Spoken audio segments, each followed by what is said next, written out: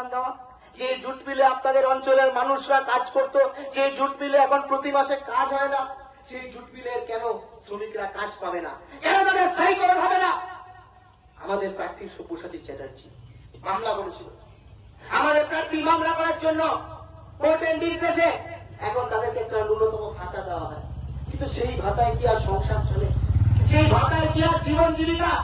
যেভাবে এরা তৃণমূল বিজেপি যে জায়গায় নিয়ে চলে গেছে, সেখানে কি তা দিয়ে এতগুলো মানুষের পেট চালানো যায়?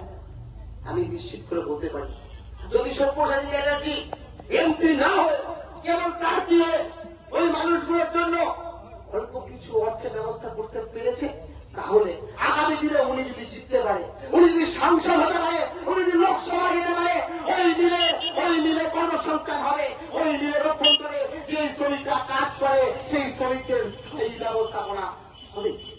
যদি সব্যসাচী জিততে পারে, যদি ও লোকসভায় যেতে পারে, তাহলে এসএসসি এপিএসসির মাধ্যমে যে এত হাজার হাজার ছেলে মেয়ে চাকরি পেত, যেই দিদিমণি আর মোদীজি যে ভাওতা দিয়েছিল, একজন বলেছিল 20 কোটি বেকারের চাকরি 10 বছরে, আরেকজন বলেছিল 26 লক্ষ বেকারের চাকরি 13 বছরে।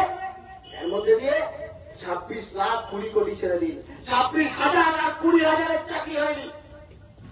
যে 26,000 চাকরি হয়েছিল, সেই 26,000 চাকরি নিয়ে দাঁড়াবে।